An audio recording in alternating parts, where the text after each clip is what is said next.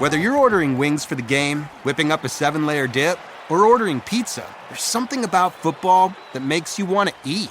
And this football season, Uber Eats has the best deals on game day food. No matter what you're craving, from 2-for-1 pizza to buy one, get one wings, Uber Eats will be dropping new deals each week, all season long. Uber Eats, official on-demand delivery partner of the NFL. Order now. Terms and conditions apply. See app for details. This episode is brought to you by Intuit TurboTax. Didn't file with TurboTax last year? That's in the past. Now, Taxes is getting the TurboTax app and filing your own taxes for free if you didn't file with them last year. File by February 18th. All tax forms, all 100% free. Now, this is Taxes. Intuit TurboTax. New filers and filers who didn't use TurboTax last year only must start and file your own taxes in-app by February 18th. Excludes TurboTax Live. Full terms at TurboTax.com. This episode is brought to you by Allstate. Some people just know they could save hundreds on car insurance by checking Allstate first. Like you know to check the date of the big game first before you accidentally buy tickets on your 20th wedding anniversary and have to spend the next 20 years of your marriage making up for it. Yeah, checking first is smart. So check Allstate first for a quote that could save you hundreds. You're in good hands with Allstate. Savings vary. Terms apply. Allstate Fire and Casualty Insurance Company and Affiliates. Northbrook, Illinois. When it comes to towing, seeing is believing. That's why Chevy Truck's advanced camera technology offers up to 8 available cameras for 14 unique views, so you can focus on the view that really matters. Chevrolet, together let's drive. Learn more about Chevy Trucks at Chevy.com. Safety or driver assistance features are no substitute for the driver's responsibility to operate the vehicle in a safe manner. Read the vehicle owner's manual for important feature limitations and information. Hey, Chicago. What do you say? Cubs gonna win today.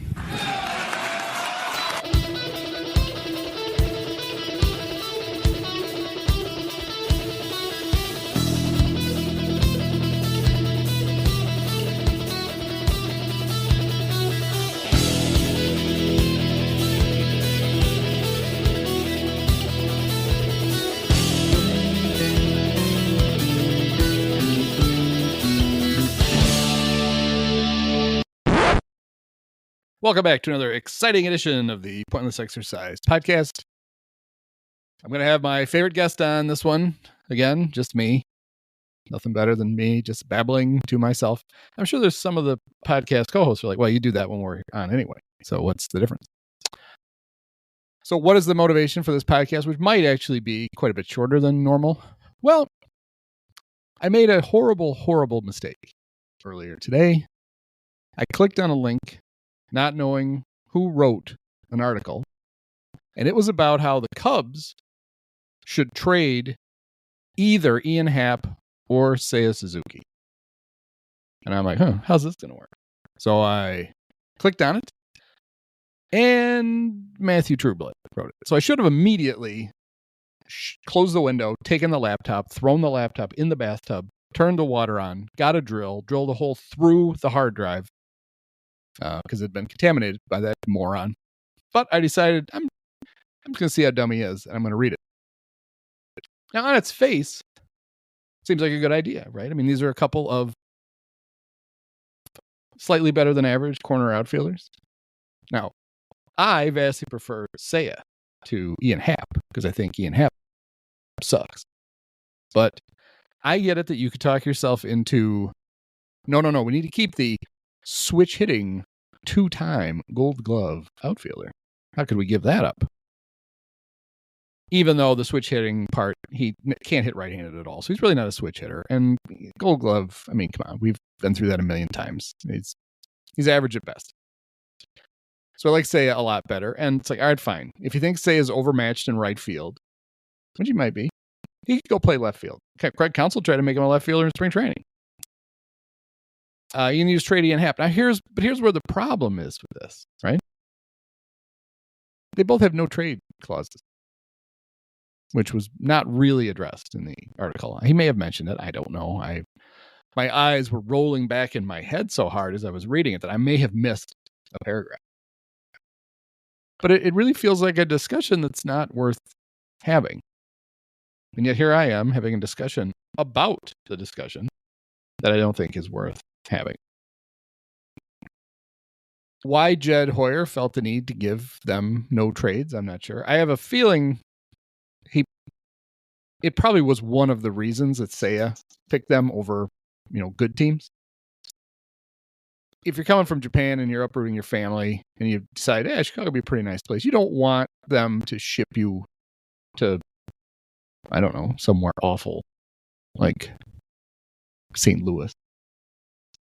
So you protect yourself and say, I need a no trade. But if you're Ian Happ and you're like a year and change removed from almost being DFA'd because you were the worst player in the National League for most of 2021, I don't know how much leverage you had that you could push Jed on the no trade thing. I think Jed kind of threw it in just to be nice. Hey, and how about a no trade clause? I mean, who the fuck other than us is going to give you $20 million a year for 3 years? It's basically a no trade clause by itself, but I'll just make it official. So if we want to give this idea some merit, that's fine. Do we think if the Cubs found a team, it's like, we got to have that Ian Happ. It's like the cut of his jib. And they offered what Jed Lee decided was a sufficient return. Could the Cubs convince Ian to go? And he's like, I got my hair plugs, and I got my coffee shop, and I got. He doesn't have those predatory extended car warranty commercials though this year, does he? He lost that. Did they fall under federal investigation? Because wasn't that what Boog was in, like hiding in the back seat? It was creepy. But he could be. I got this podcast that I don't know that I can take it to Toronto. I don't know if it's an international podcast. I might just need to stay here in Chicago. Typically, the reason a player wants a no trade clause is it's two of two reasons, right? Number one, they want control over where they go if you decide you're done with them. And number two, they want more money for you to convince them to go. So let's say, the Blue Jays, who are similarly fucked, like the Cubs are. This team that was supposed to be good and hasn't been good. And then there's the Cubs. And what if the Jed and I don't know who is it Bullwinkle J. Moose? Is that the general manager of let's say it is. Dudley Do Right? Whoever the general manager is in Toronto. It might be Rick Moranis. Anyway, Jed calls him and they say, we got some guys who aren't playing as well as we thought, and you got some guys who aren't playing as well as you thought. Why don't we do a good old fashioned challenge trade? Right? We'll pick a group of them that make about the same amount of money, and we'll take yours and you take ours, and they'll change scenery, and maybe everything will turn around. And Ian is in that deal. And Jed goes to him and he's like, I love you like a son, like a part idiot son who struggled to pass courses at the University of Cincinnati. And but I got a great opportunity for you. Have you ever had poutine? Maybe this would be what you need. How about that? Poutine coffee. Is that a thing? It could be a thing. Why don't you make it a thing? Maybe you rub a little poutine on the top of your head. Maybe it'll grow hair. How much would Ian demand in return to go? Is it like a 20% relocation fee? So they owe him they owe him $40 million for the next 2 years. They got to give him 48 to go. Would he go? Would the Cubs do it? How do you convince Tom Ricketts that you already got rid of one of his pretended children, David Ross, and now I think Ian Happ feels kind of like a honorary Rickett? You're going to get rid of him too? Oh, I don't know. So I wonder if it's even a thing that could happen. I would very much like it to happen. If there is a way I could help it along, I would do it. If they need me to drive him to the airport, honestly, if you need me to drive him to Toronto or wherever, I would attempt to drive him to Puerto Rico if you could find a Puerto Rican team. Maybe, does he play basketball? Does Yadi Molina need him? I'll give it a shot. I just don't think it's, number one, I don't think Jed would do it. And number two, I don't think Ian would agree to it.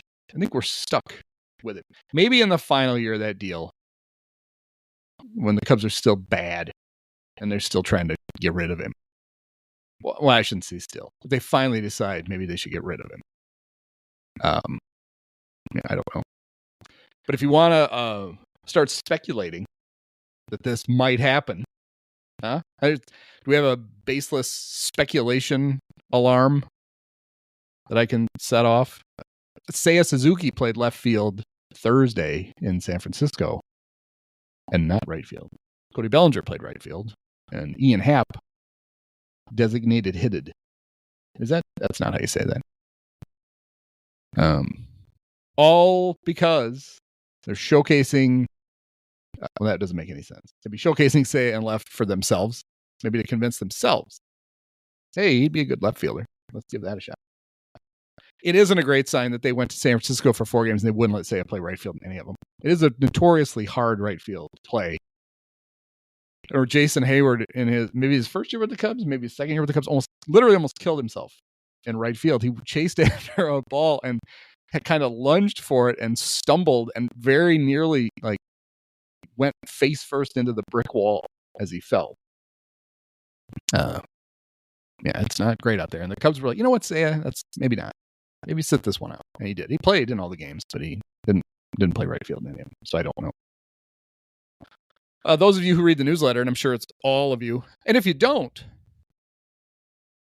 now there's never been a better time. There's an 18% off sale through July 1st in honor of the only good player on the Cubs, Shota Imanaga.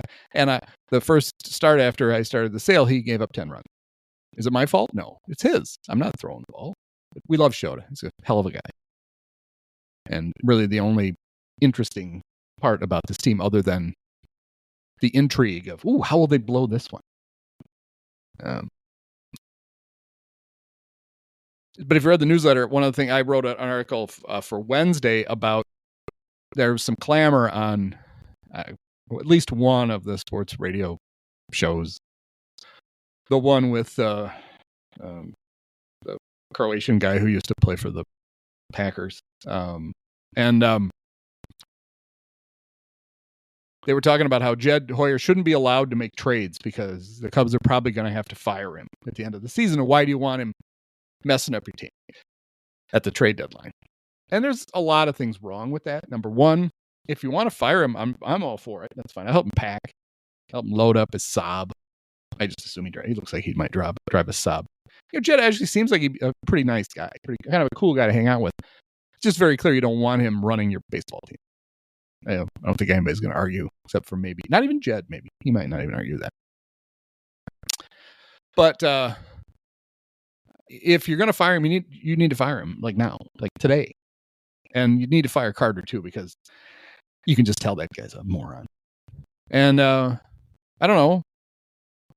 What's Jim Hendry up to these days? Wouldn't it be fun if they just turned the team over to Jim Hendry for a month and said, do some of the Jim Hendry stuff? And he's like, all right, I'm going to call the Orioles and see if Brian Roberts is still available. But Jim, for all of his faults, we look back on the Jim Hendry era, he was a pretty good general manager. The ironic thing about the Jim Hendry era was he got the job after serving as the director of player development. Basically, he was head of and minor league coordinator. And his drafts were bad, mostly. So they didn't develop a lot of talent. But he was good at finding good players on other teams and convincing their general managers to give them to him. Two of the best players of that era for the Cubs, Derek Lee and Ramos Ramirez, were in heist trades from Jim Hendry. So let's have Jimbo take over. Take it for a spin. Right? Yankees don't need you there. Actually, they do. They've given up 70 runs in their last 80 innings. But still, they don't need Jim Hendry right now. They're set. They're not going to do that. Jed's going to stay.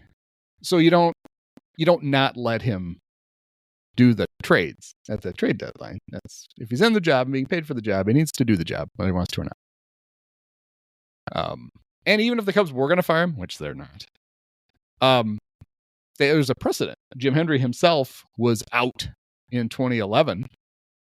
He knew he was going to be fired, and he stuck around. They kept him until after the draft, and it turned out to be a pretty good draft for the Cubs. And then he was gone. So we know, like, even if they were like, when we're going to get rid of Jed, they're going to make Jed, do some stuff first. But, and I know there's people like, well, smart guy, you said 100 times there was no way they were going to fire David Ross last year. I was on a podcast, I think maybe the Wrigleyville Nation podcast, one of the nations. And I know it wasn't Bleacher Nation. Pretty sure I wasn't on that one. Actually, they don't have one, do they? You would think with all that Howard Inc. and Old Style money, they'd have a podcast. But yeah, I guess they don't. Too busy prefacing every article they write with, sorry, I was 10 minutes late. I was taking my son to school this morning. He put his underwear on backwards and there was a big delay and finally we got him there. It's like, that's great. Nobody cares. Just, aggregate. Get to the aggregating. That's what we want. I was on there and they started to ask the question, are the Cubs going to fire David Ross? And I started laughing. Just like genuine laughter, not like me being a dick, which, usually. I literally just started laughing because there just was no way, and they did it. And so it's like, well, if they fire Ross, isn't Jed's head going to roll? And I think, yeah, but it's not rolling now. You just can kind of feel it. And we're going to, in a second, I'm going to do it right now. Why am I transitioning? I don't have a guest. I don't have to lead them to the next conversation. I can just be all over the place. I've seen some stuff like the Cubs basically have the same record they had last year with Ross. They might as well kept Ross. But here's the thing I don't see enough people talking about. And of course, they're not going to talk about it on Marquee because, they're too busy. I'll tell you this. I was really proud of myself. Taylor McGregor tweeted out on maybe Tuesday, maybe Wednesday morning, legitimately wondering if there's anybody in the Bay Area who was going to be paddling around McCovey Cove on Thursday, if they could, let her know she wanted to go out, do the most hack live remote you can do from, maybe that would have been hilarious 20 years ago. That's about right. And I told myself, she's like, if there's anybody out there who's going to be, floating around in the Bay. And I was very proud of myself that I did not make a Scott Peterson joke, which I really, really wanted to, but I thought it was too mean to Scott. Especially,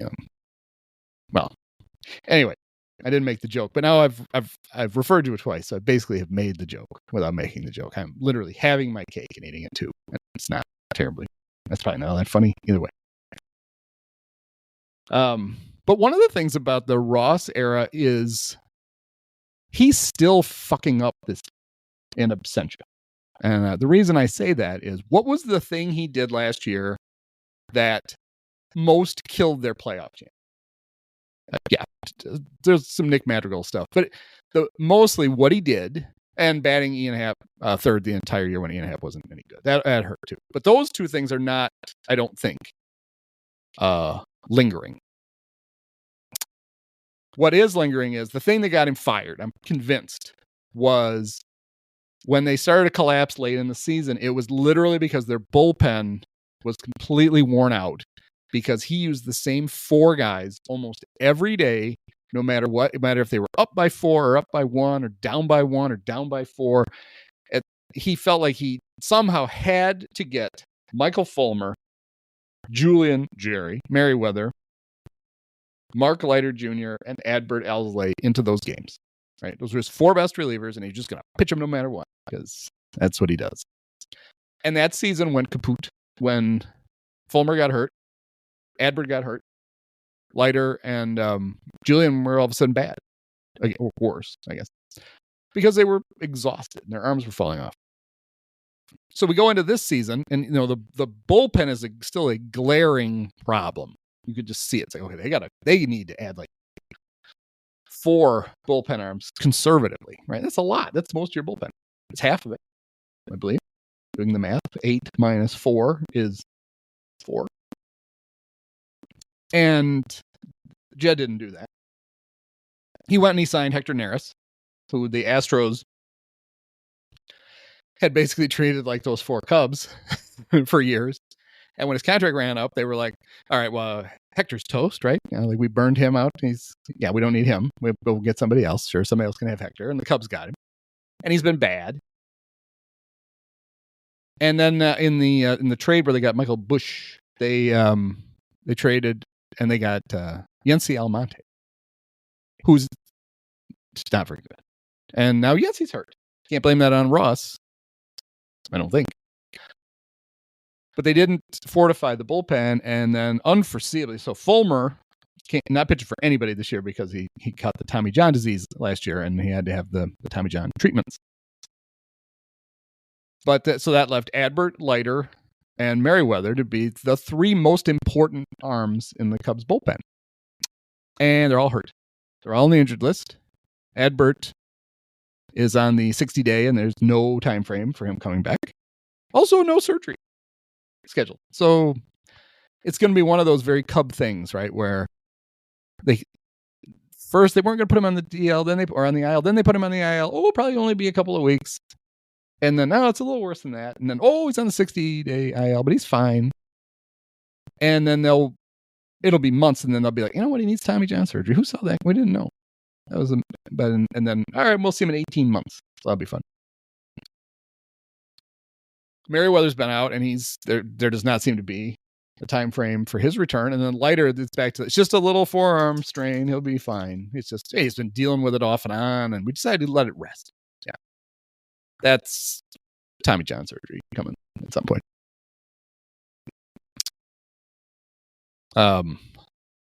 Thankfully, though, teams are helping the Cubs out. The Cubs don't even need to make trades. Well, I guess they did trade for Tyson Miller, right? Because he was DFA'd, and they traded to make sure they got him.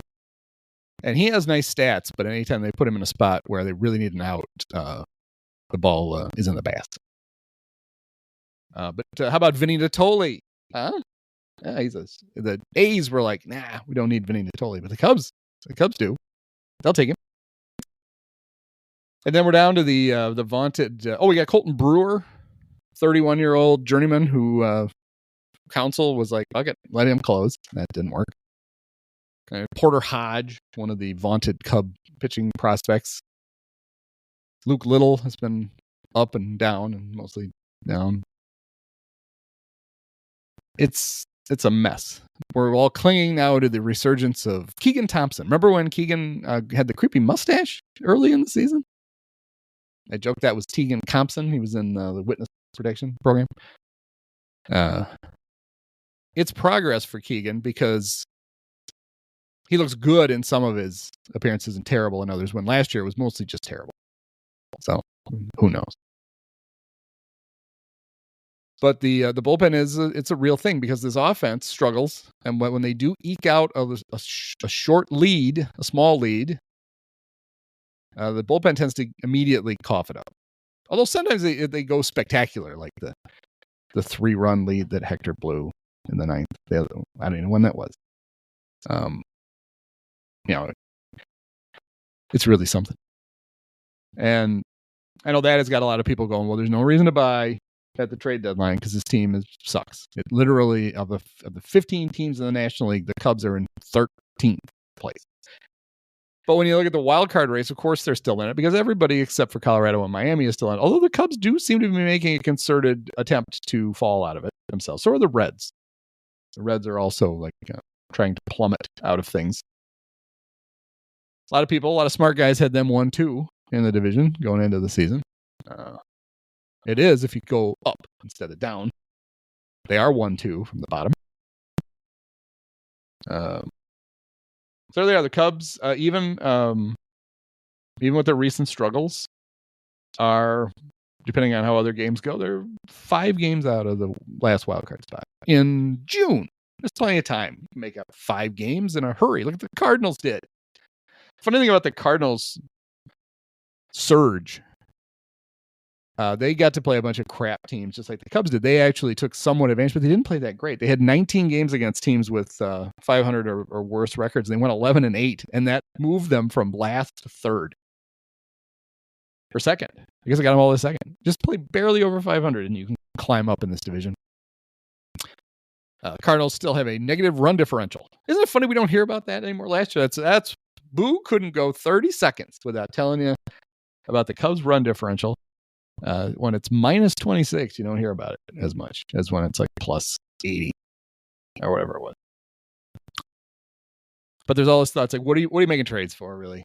I mean, why are we wasting time? And in that article, I guess this is what I started this segue to.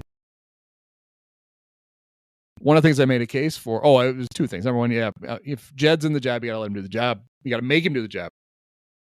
But the other one is, this is a team that has no impact players on it at all. The closest thing they have is Shota, who's a 30-year-old pitcher from Japan who has turned out to be a really nice player. And we love Shota because he's fun. And, but he should be like one of like 6 or 7 guys, and he's not. He stands out because this is a dull, not very good baseball team. Your best player, your best all-around player is probably Cody Bellinger. He's having a decent season, not a great season. I would think that because the offense is depressed everywhere, and watching baseball makes you depressed. He's probably having a good enough season to get a decent deal and get the F out of Chicago. It's if you decide that you want to trade him at the deadline, though, you're not going to get much. I don't know if you can get anything for him, which sounds crazy. But the reason for it is simple. It's that he has that $30 million player option for next year. And so if you trade for him and he falls down the stairs of the dugout or he gets hurt or he just really struggles at the end of the season, you're going to pay him $30 million for next year because he's going to stay. And teams don't want to risk that. They don't. You get all these eggheads in the front office who are like, well, if we acquired Cody Bellinger, even if he ups his OPS by, his wins created plus by 35%, it might only be good for 1.5 wins. And we really want to pay $30 million, risk paying $30 million next year for 1 or 1.5 wins? We don't want to do that. And so they can always talk themselves out of trades for stuff like that. And then there's Seiya and Ian, we started this with. And I don't think either has much value because the no trade really, unless the Cubs are willing to be the ones who do all the lifting with the no trade, when have they ever showed willingness to do that? You're just not going to move them. Dansby's untradeable. Also a no trade, which doesn't matter. He's not good enough. Nobody was going to want him. Nico's been very meh. I know he's got a broken hand and probably a broken foot.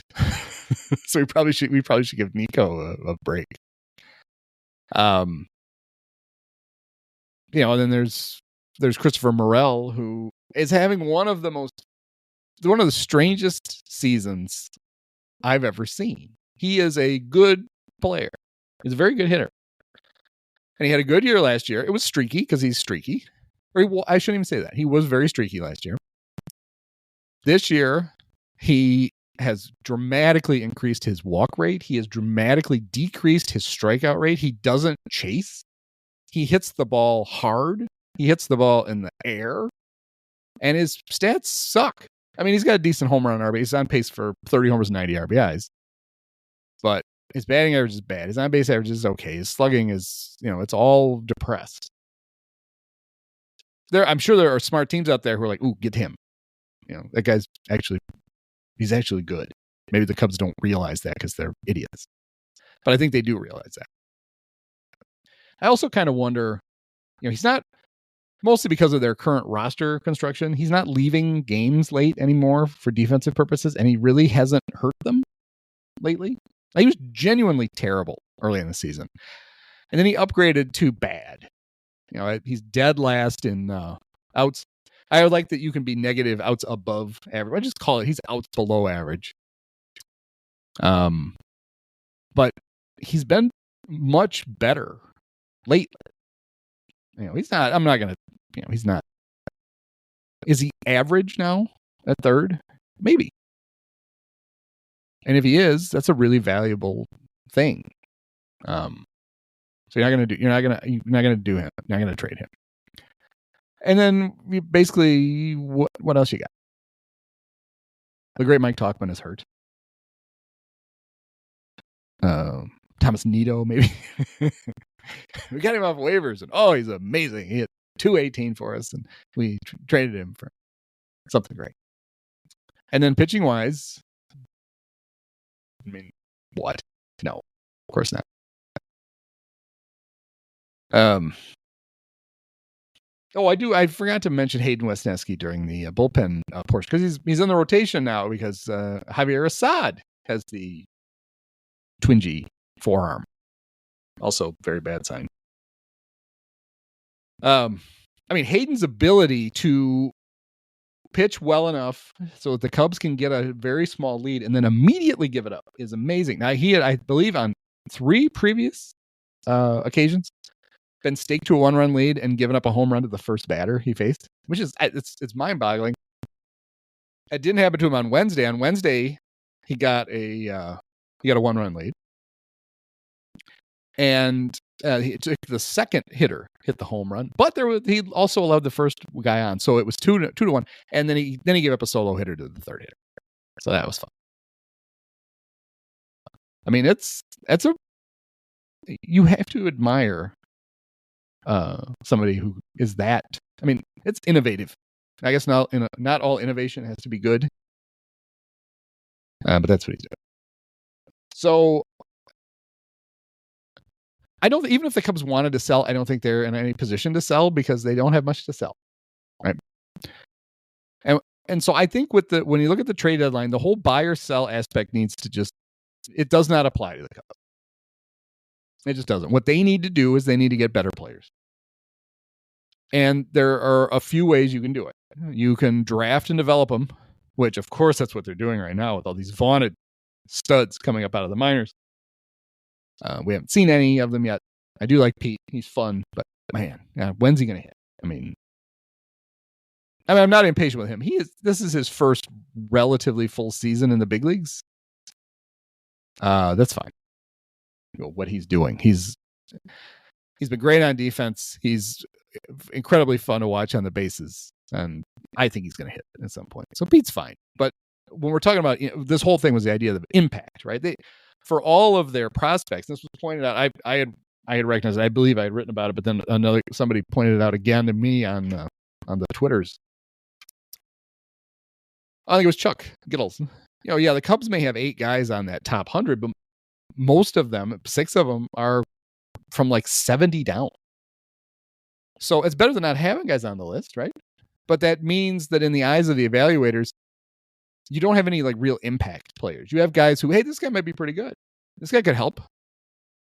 But you need to add those kind of guys to guys who are true impact players. Impact players are stars, win playoffs, games, series, and World Series. And the Cubs don't have any. You can draft them and develop them. You can sign them when they become free agents, which the Cubs, they will dip their toe into free agency, but they would much rather overpay a mediocrity than go all in and risk accidentally getting a really, really good player. Should we get a good player? Or should we just give Ian Happ $60 million? So I like that idea. 60 is less, right? And he's a nice boy. That'll be fine. Or you can trade for him. And it's becoming increasingly difficult to trade for impact players unless they fall into kind of a hybrid thing, which is you trade for a guy who is in the last year of his deal, whose team has decided, we don't think we can sign him. Let's see what we can get for him. And then you have to trade prospects for him, and then you have to pay him, or otherwise you've wasted the prospects if you lose him in free agency. The Cubs really don't want to do that. But that's the game, right? I mean, that's how this works. If you're going to win, if you're going to put together a good team, you have to be able to do all of that stuff. And the Cubs are basically doing the drafting and trying to develop. And they're dipping their toe into free agency and trying to like get a nice player that's at an affordable price. And so then your only other option, if you're not going to pay what it takes, is you got to find some other general managers that will trade you actual talent for talent instead of just prospects for an established player or an established player for prospects, which is what almost all trades these days are. It's infuriating. And Dave Brown and I talked about it on our last podcast about my theory was the reason that is in the old days, even back just to the Jim Hendry days, there was not as much of a salary disparity among players. So you could put together a deal where if you needed to make it somewhat cost neutral, you could. Somebody was going to pay more than somebody else, but you could make the number. You were going to have like a $70 million difference between one team getting a player and one team giving a player. It might be 8 or 10 or $12 million, which is, from what I understand, is a lot of money in the real world, and not in baseball. It's not. It's a pittance. And nowadays, though, not only do you have the price disparity, cost disparity among the players, but you have every owner who seems to want to sign off on deals that save them money somehow. And that, it makes the job of really good general managers, vice presidents, whatever their phony baloney title is, it makes it harder for the good ones. It makes it impossible for the idiots. And Jed, I think, falls somewhere in between the good ones and the idiots. Maybe a little closer to idiot than good. Yeah, I think one of the reasons I don't think he's in trouble yet is I think Tom is very comfortable with telling Jed. Jed comes in with a big idea, and Tom's like, no, that costs too much. And Jed's like, okay. He's not Dallas Green throwing furniture around Stanton Cook's office. And Jed's like, okay, I guess I can't do that. I'll think of something cheaper. And off he goes. But sitting out the trade deadline just because you're like, well, we're not in it, so we're not gonna see what we need. We're not gonna see what's out there because we don't want to. There's really only 2 times nowadays when teams trade. It seems like in any kind of bulk. There's an occasional trade. Most trades these days are the vast majority. I should probably look this up if I'm going to make this statement, but yeah, just assume it's right. Are somebody's in the vaunted or the terrible, horrible 40-man roster crunch, and they've got to either DFA a player and hope they can get him through waivers, or they're just gonna we're gonna lose this guy. Let's see if we can get something for him. See if we can trade it. And then you get a lot of mediocre prospects for guys at the back end of somebody's 40-man roster. And those trades aren't that much fun, right? What we want player for player trades. That's what we want. Those are cool. We want, hey, we got a good player. You got a good player. I wonder who's going to play better than the other guy. And you hardly ever see those things. But the only time you really get a chance at a trade like that, it seems to be, it used to be that it was at the trade deadline, right around the winter meetings, and at the end of spring training. There was always a lot of activity at the end of spring training where teams were like, I might lose this guy. This guy's not going to make our team, but he's a pretty good player. We can get something for him. Those seem to happen less and less. So really now you're down to 2 times. You're down to the trade deadline, you're down to the winter meetings. And so if you just decide you're going to sit out the trade deadline because your team sucks, you're literally sitting out 50% of the time when you can actually make a trade to help your team. And that doesn't seem smart. So that's where I was coming from with the idea that the Cubs don't need to be worried about, are they buying, are they selling, are the fans or the media don't need to be worried about that. It's just, what'd we get, right? Are we better than we were a couple of days ago? And the trades don't have to necessarily make you better this year because you're going to be in the same boat, right? It's not like the Cubs can just punt this season because there's all this young talent coming in next year. There's not. And even if there was, Seiya's signed for next year, Happ signed for next year. Cody might come back, Cody might not come back. Basically, if Cody's good, he won't come back. If he's not good, he will. So you're kind of stuck either way. Nico's here, Dansby's here. 80% of your pitching staff is coming back, except they're all hurt now. So who knows? Maybe Kyle Hendricks, maybe not. You basically have this mediocre pile of players that are just coming back next year. So you have to supplement. You have to add to it. You have to figure out if you can talk one of them into leaving. Can you just start to be like passive aggressive mean to Ian, so that he was fine. I'll just leave if you're gonna. I can't believe that they gave me the itchy towel again. That's 4 days in a row with the itchy towel. I don't like it. I get contact dermatitis. It's not comfortable. You can't. If I get contact dermatitis on my butt, how am I supposed to unnecessarily slide under pop-ups? They don't respect me anymore. Fine, trade me to Kansas City. If all you do is ride it out this year and then try to tinker with this roster for next year, you're not going to be any better, right?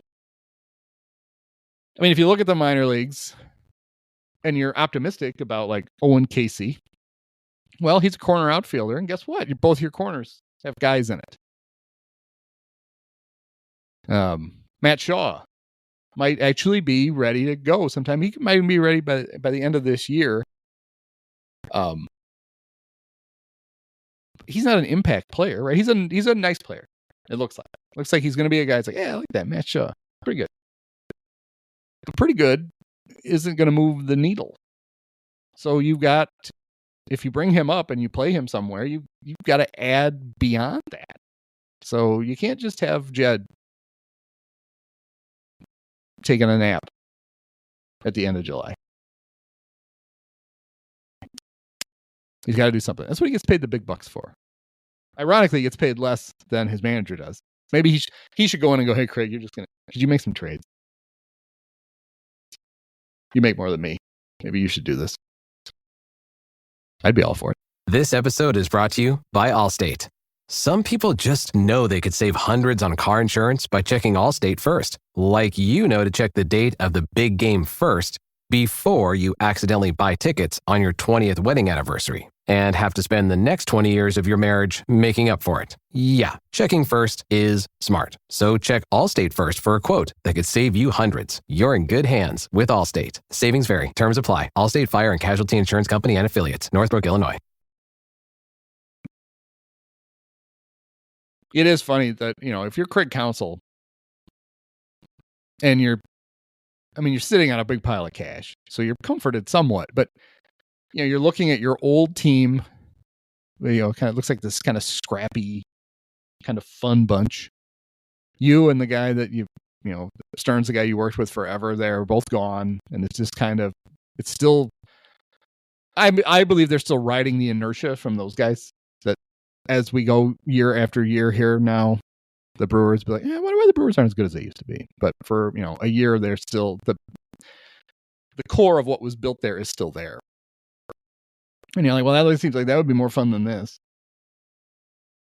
But you look at what he's kind of resorted to with the Cubs now. The Cubs just try to steal bases all the time. Like, I guess we'll just have to run because we can't string any hits together and we don't hit home runs. So we're just gonna, we're gonna pretend we're the 85 Cardinals and we're just gonna run all the time. I didn't like that style of baseball in 1985, and I don't like it now. I like when Pete runs, so that's about it.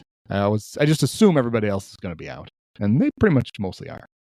So, but I know why he's doing it. I mean, you got to score some runs, and you'd like to be able to just order the hitters and let them do their stuff, but they're not doing their stuff, so you can't really do that. So anyway, that's spawned this whole. That's like, I think I'll just do I could write a column, another one, or it'd be faster. I could just babble it into the microphone. So that's what I did. I was going to do some TV stuff at the end because I know you guys love it when I tell you what to watch. But I haven't watched The Bear. It came out the night before I'm recording this, and I was busy doing other stuff. Falling asleep during the NBA draft. It's a whole assortment of. It was a bunch of people I didn't know who they were, and then the really big, tall, goony guy from Purdue. It's like, oh yeah, him.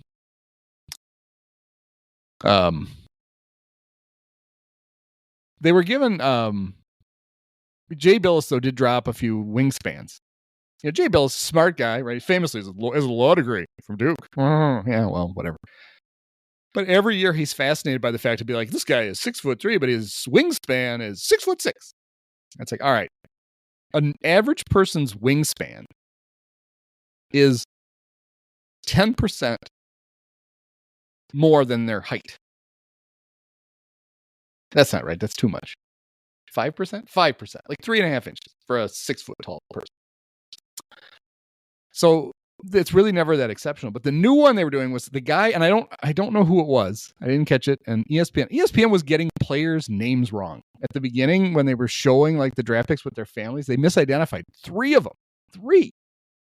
And one guy knew he was being misidentified. He saw it on the thing, and he was laughing. He was one of the French guys. And he said he was the guy from Tennessee, and he's just laughing. But whoever this guy was, he would talk, like, the pick would be made. People at the desk would give their quick thoughts on it, and then it would go to this guy, who was then giving a detailed scouting report. And he kept talking about how tall people were in shoes. I was like, unless there's a barefoot basketball league, the NBA going shoeless, I think that's what your height should probably be, is in shoes. Right? I mean, that's how tall you're going to be when you're actually running around on the court. So that seems good. The Bulls drafted a guy who went to Hinsdale for 2 years and never played varsity basketball there. And he's Lithuanian, but he's not Lithuanian. He's born here. But I don't think Arvydas knew that. And he's like, ooh, let's get this guy. The guy who went right after him, the Croatian guy, love that I'm not even saying names. This is very Mike Francesa. This guy. Caller, what do you got? I know, like Ricky O'Donnell wanted the Bulls draft. He has a torn ACL, and it's like, maybe now if the trade for Josh Giddey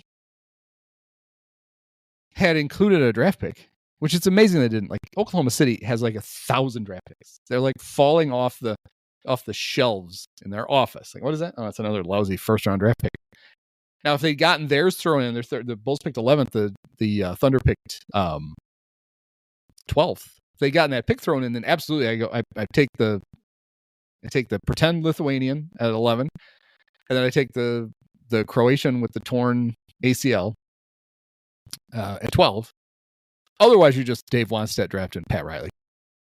Like, well, he'd have gone a round earlier if he didn't have a career-ending knee injury. You could take a chance if you got 2 picks. If you got 1, I don't think you're going to take that chance. But anyway, so I didn't watch the Bear because I was watching the Cubs lose and the NBA draft. So I will catch up on that. I heard Boog and JD were talking about it the other night about how Boog's like, I want to be on the Bear. I was like, no, Oliver Platt already has that role. But he was saying, he goes, they're all White Sox fans, right? And I was thinking, because the 2 most famous, they've had 2 sports references in the 2 seasons, and both of them about the Cubs. In the first season, the sister's kind of dopey husband is a big Cub fan, and they don't believe that he's really that into baseball. And one of the guys asked him who the first baseman for the Cubs is, and he says Alfonso Rivas. And it's like, oh, he must actually be a Cub fan then, because who the hell is going to pull Alfonso Rivas out of his ass? And then in season 2, there's a great monologue from Oliver Platt about Alex Gonzalez, and he's the real GOAT of Game 6 in 2003, not poor little Steve Bartman. But it's true, they actually, I don't know that they are White Sox fans, but they don't, the other characters don't like the Cubs. So I guess he's right on that thing. But they don't. I know they're big into cameos, and apparently the 3rd season is even more cameos. We don't need Boog. Can we just not do that? Have you guys noticed this about Boog? That I know he talks about shoes a lot, but in the last month, I think he's talked about how he has size 15 feet. Like 4 or 5 times. And it's that whole, what they say about a guy with big feet. And it's like, yeah, he wears big shoes. That's what they say, Boog. I know what you're hinting at. Nobody cares. And from the looks of things, nobody's cared for a while. been watching that the show on HBO with the bad wigs and the dragons. This year, unlike last year, they appear to have paid for lights on set, so you can kind of tell what's going on. It's fine. And I've been watching the Star Wars show, The Acolyte, on Disney Plus, and it's got some cool stuff in it, but it's not great. The characters do very dumb things, and a lot of characters are getting very boring deaths. I'm not going to spoil anything, but there was a pretty incredible one in episode 5. Somebody gets let's just say somebody bites it when another person takes a lightsaber and turns it on and off and on and off and on and off 3 times, and you only see it from the back. It was very well done. I did enjoy that. But that show, it's fine, right? If you like Star Wars, watch it. It's fine.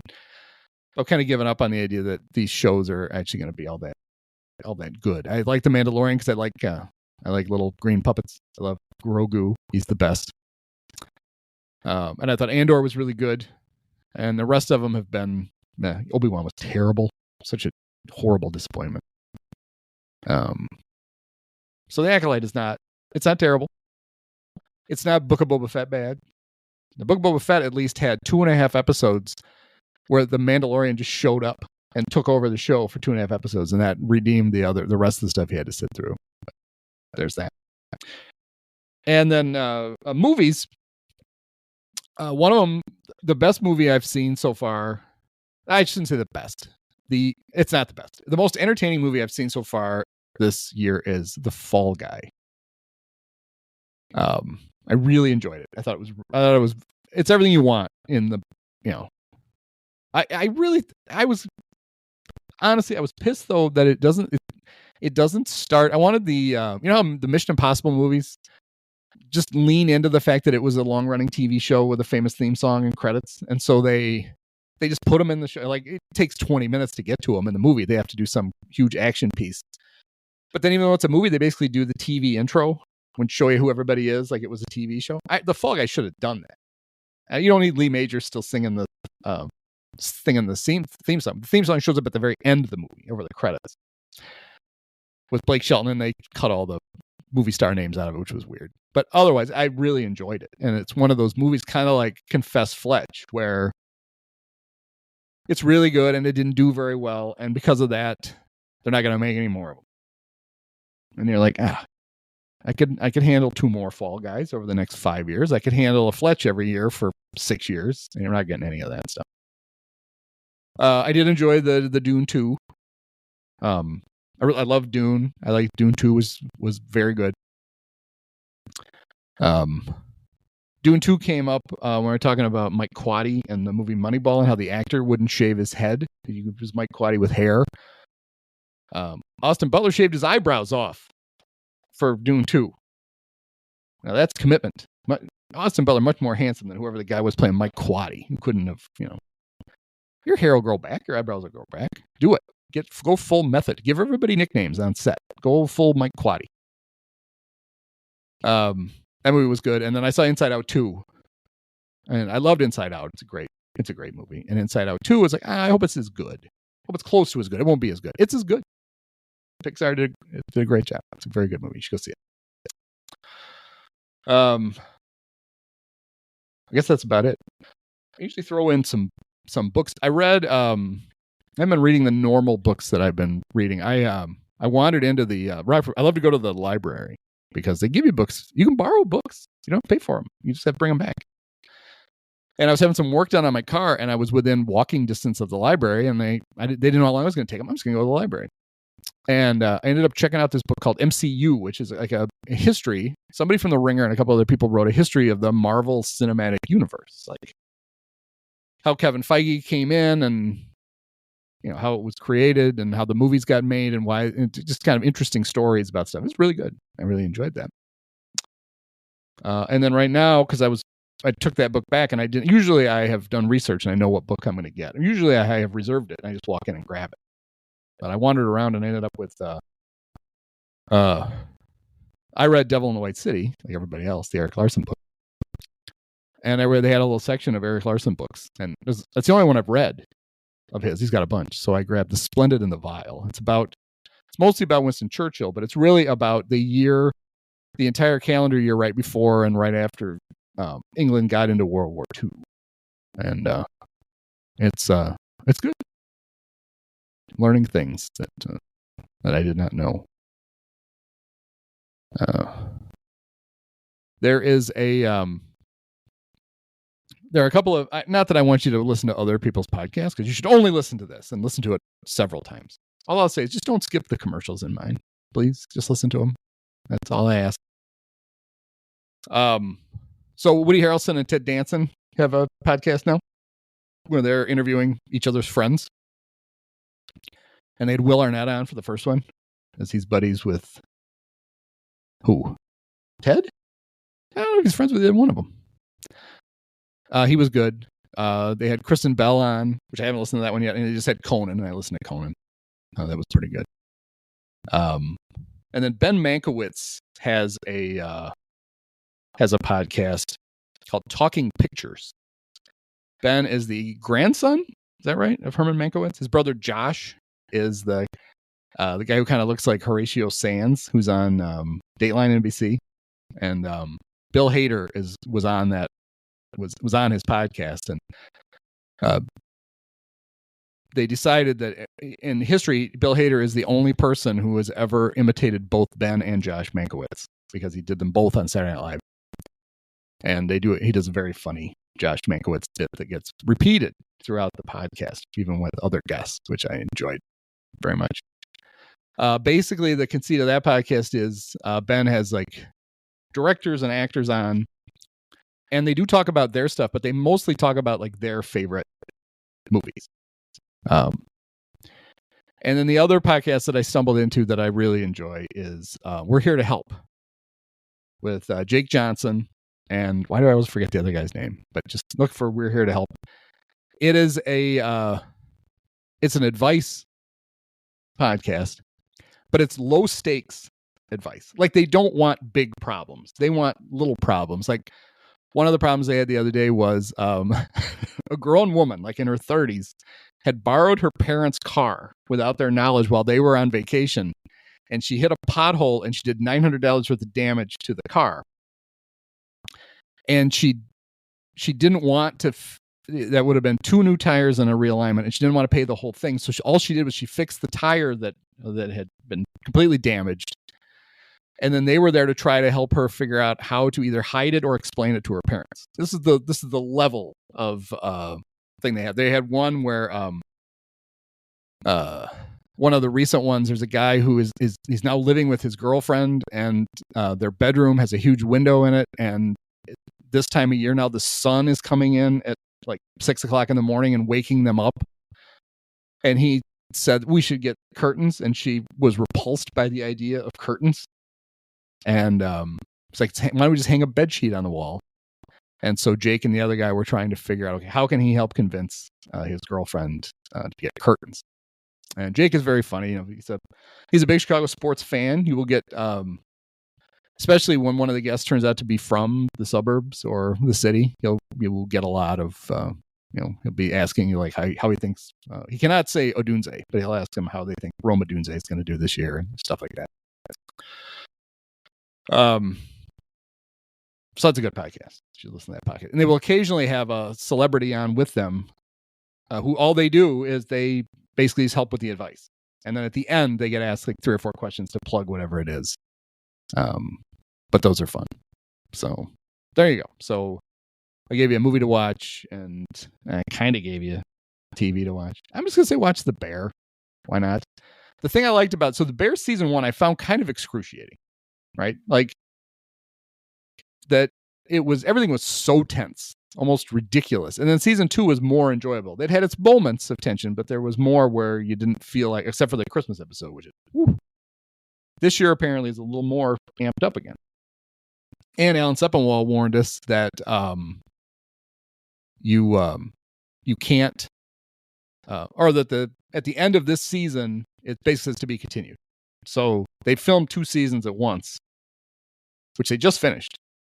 So the second season is going to come probably a year from now. So it's not going to be a long wait for it. But if you expect things to get resolved, not going to happen. Kind of like when I went to see, what was the second Spider-Verse movie? Across the Spider-Verse? And it ends on a cliffhanger, and people in the theater were pissed. They didn't know that it was actually, part 2 of 3. They were like, "That's it?" And a couple of them waited until the credits were over and then started yelling at each other. I can't believe that didn't. We got to wait 2 more years to find out what happens. Yeah. You'll get over it. So anyway, that's all I've got for you. Like I said, there's an 18% off sale at the newsletter. If you want to subscribe, pointlessexercise.com, you get a whole year at 18% off. That's Shota's jersey number. So if you wanted to save more money, you need to convince Shota to get a higher number. Like, think if he was like Luis Robert, it'd be almost free. But that's not. All right. Well, thanks everybody, and I will. We'll see you all soon. Many of us have herpes. No, I thought it generally sucked. I didn't think it was a specific suck. I thought it was like an all-encompassing type of suck. So, we're going to try and rectify that. But for right now, I'm going to be pretty pissed about it. It's fitting. It's got to be done with one of the best games of all time. Just unbelievable. Got to congratulate the Dolan family.